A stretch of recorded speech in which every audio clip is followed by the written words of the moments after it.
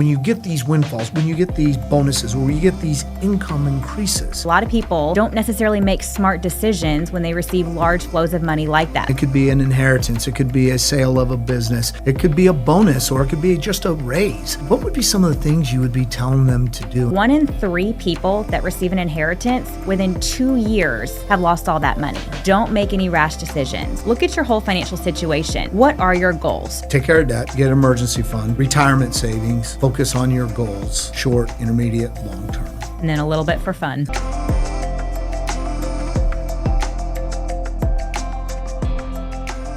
Welcome to another episode of Wealth Strategies Unleashed. I'm Robert Gilliland. And I'm Karen Hyder. So Karen, as we get started here, let's do what we always do, and let's start it off with a dad joke.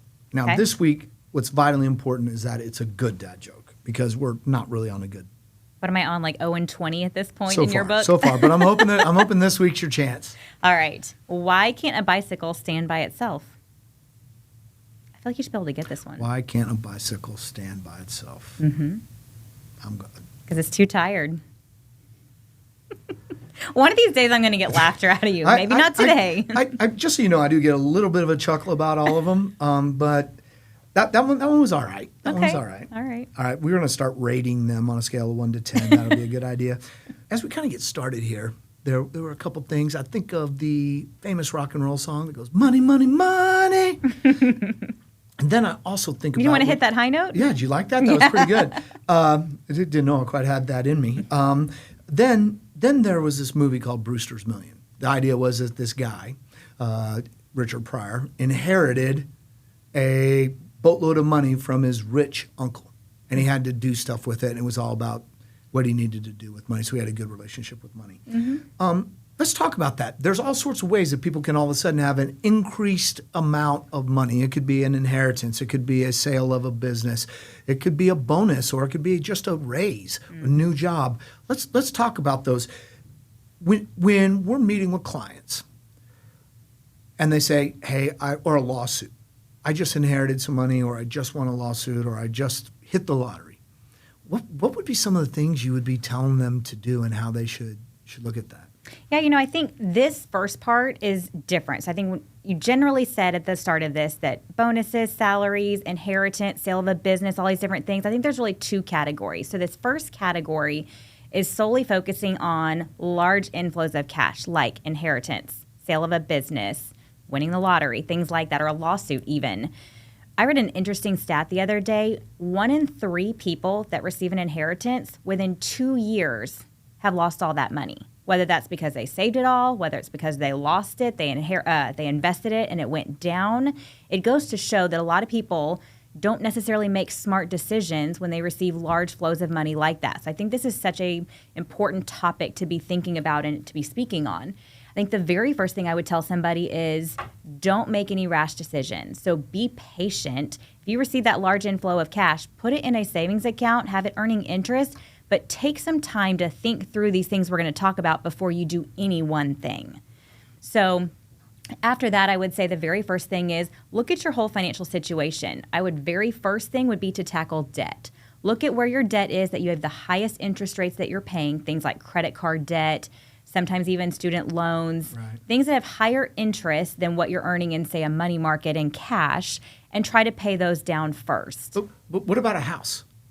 You know what? Should I pay my mortgage off? Well, not an easy answer, a blanket yes or no, but I think there's such a thing as smart debt. So if your mortgage has, say, a 2.5% interest rate, if you can earn 4.5% interest on cash in a money market fund, then I would tell you no, don't pay it off, because you're earning more by having it invested and saving it than you are to pay that off. Yeah, and it also depends, right, on whether or not you're able to itemize your taxes, get the full interest deduction. Absolutely. That also matters. Yes, so it's definitely a case-by-case basis. There's not a general answer to that. But yes, certainly evaluate whether it makes sense to pay off your mortgage with that inflow or not. So debt. Mm-hmm. Then what do you tackle? After that, I would say the very next thing is top off your emergency fund. I know we hear that all the time, but if you don't already have your 3 to 6 months of cash set aside, top that off as you need to. Once that's done, the very next thing I would say is look at your retirement, so your 401k. If you're not someone that's already maxing out your 401k, go in and increase those contributions, even 1-2% as you can. Get that increase right away. Set a timer on your phone 6 months later, increase it again, and as quickly as you can, get up to that maximum to get that tax-deferred money set aside. Now, you could also, assuming that you have earned income, you could also make contributions to an traditional IRA and potentially even do a backdoor Roth. Absolutely. Right? Depending on where your income is, or maybe it's making a contribution to the Roth. Because one thing that people forget about is when you have an IRA, just because you have a 401k or you make a lot of money doesn't mean you can't make a contribution into that IRA. It may mean that that contribution may not be deductible, but there's still a lot of advantages to making those IRA contributions. Definitely. And I think a lot of people are, I should say a lot of people, some people are focused solely on their 401k, forgetting the IRA or the Roth IRA side. So if this is someone that is not already doing those things, taking advantage of all those opportunities is that next step in the piece of the puzzle here. How much should they spend on themselves? And well, I think that answer depends on what your goals are and what your overall situation is. I think the next thing you need to do is sit down and look at what are your goals. So short term, are there things that you know are on the horizon that need to be paid for? Like you need a new car, it's about to break down, or you know your AC probably has a year or two left in it. Well, you need to be setting funds aside for those short term things. Right. Then from there, I'd say look at your medium-term goals, your 3 to 5 year goals out. Are there things that you know are coming up soon, like you want to buy a new house, you need a down payment set aside, or there's a big trip that you've been longing to take and now you see this money come in and that trip is actually doable. College, absolutely. Saving for education for kids, so important. So evaluating that next bucket of that 3 to 5 year time frame, setting aside funds for those, and then from there looking at the long term. To your point, your question on should they spend on themselves, I think it's important that when we talk about savings, people do allocate some funds towards the nice things in life. Everybody works hard. We're saving hard. You need to be able to do things here and there, smartly, of course, but that allow you to see the fruit of your labor, of all the hard work that you're doing. So taking advantage of some of that in a smart way, doing some of those more discretionary fun things that make all the savings worth it. So take care of debt, get your 401, get emergency fund, retirement savings, focus on your goals, short, intermediate, long term. And then a little bit for fun. You know, when you go and you say that, I think this is so, I'm going to share a story.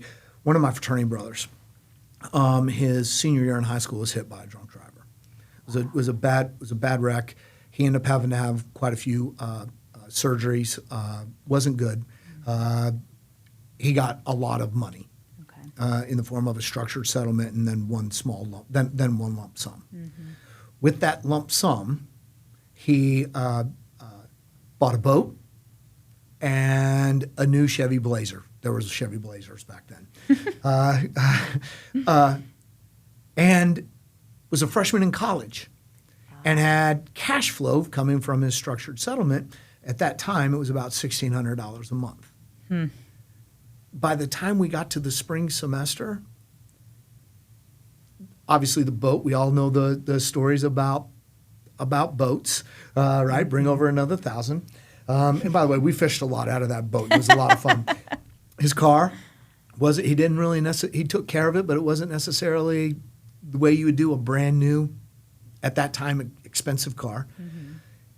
And his lifestyle had grown above that $1,600 a month. Now, to put that into perspective, I had to work, and I had about $100 a month for spending money. He had $1,600 for spending money, and he was blowing through it every single month. Wow. So I think that your point is that when people go, it takes discipline when you receive a windfall. Right? And if you have discipline, my favorite quote is discipline equals freedom. And if you actually have discipline, that's going to afford you to have freedom. Yep. And one thing I read too, I think that's so important is not telling people that you have this big inflow of money, and you shouldn't necessarily, or people around you shouldn't know that you receive this huge inflow of money. If everyone around you can tell if you're living a very different lifestyle, that probably means you are seeing the short-term fun things more than focusing on the discipline of the long term. Right. Let's switch gears. Okay. What was that second one that you said? Yep. So more of what happens we know that Most people year to year receive some kind of raise at work. They may even receive a bonus. What should we be thinking about and doing in these yearly type increases that are not these big one-offs? Right. So one of the things that I tell people all the time is treat themselves like a bill. Yep. Right? So if I'm not maxing out, which by the way, most people view the appropriate contribution into their 401k up to what the company matches. Mm-hmm. That's not true. The more money you put in there, you're actually saving on taxes. Yep. All right? So the first thing that you've got to do when you know you have these raises and where things are is I really believe that you need to go back and make sure you have your financial plan. That probably goes without saying. Know exactly what your goals are. You need to take a portion of that money and increase your contributions to retirement savings. We've got a retirement shortfall in this country. Who knows how long Social Security will last? We need to make sure that you need to make sure that you have enough money to maintain your lifestyle in retirement so that work can become optional. So the strategy there would be to increase the 401k contribution, just like what you said a second ago, 1%. Mm-hmm. 6 months later, increase it another 1%. Just set an alarm. That's where it is. You go in, you do it, you get it up and running, and you start to see that you don't notice that difference. If you never receive it, you're treating yourself like a bank. And a lot of times I'll tell people that's number one because they're used to servicing the debt. Yeah. With that extra cash flow, so let's say you increase that right there, and that takes up a third of it. Another third needs to go towards taking care of debt. Mm-hmm. That debt that has revolving balances. In other words, the interest rate can go up and down. We've all seen interest expense go up because of where interest rates are. Things not necessarily traditionally higher or historically the highest, but higher than what we've been used to in this century. Mm. So start servicing that debt, starting with the highest expense debt first. The good debt, like what you talked about, the house, those kind of things, maybe you don't focus on paying that off. Let's get the others taken care of. Then I always tell people, hey, look, if you take 20 to 30% and do something for yourself, mm-hmm. That makes a ton of sense. Well, and it makes it easier to year by year continue to focus on your saving if you're seeing those fun things happen along the way. Right.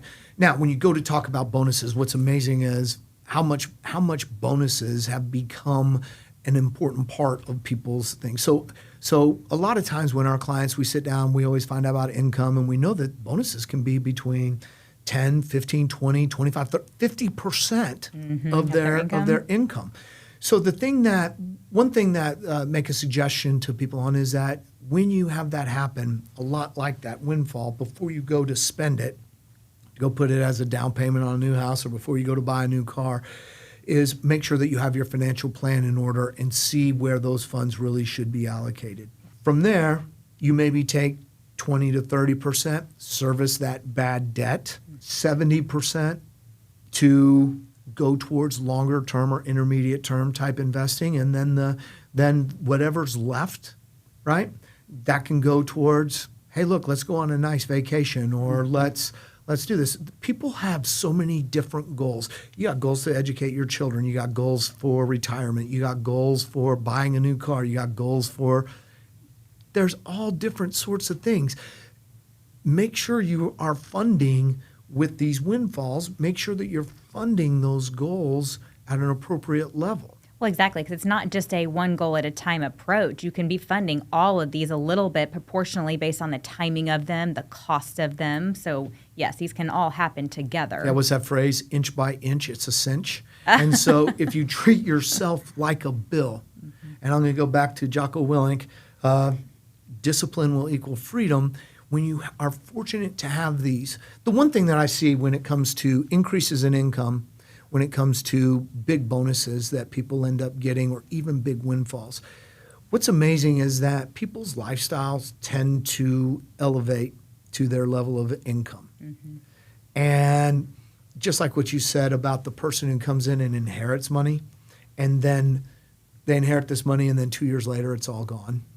That story is, we've seen it happen. Mm-hmm. When you because people elevate their lifestyle to that dollar amount. Much like my fraternity brother, he thought that $1,600 a month was all the money in the world and was never going to run out. Yep. And I don't know what he was thinking about the boat. However, I love boats. I love fishing. And so, and I had a lot of fun with him fishing regularly. But at the end of the day, he should have been constrained. Number one, a freshman in college probably doesn't need to have a boat, although my son is clearly hitting me up for one, which he doesn't have one. He's a freshman in college. And he does not have a boat, but he fishes on the fishing team. So, but I can understand, but that's probably not a good use of that capital. No, and you know what? I saw a study recently that asked Americans all across the country, what amount of income would make you feel like you've made it or is enough?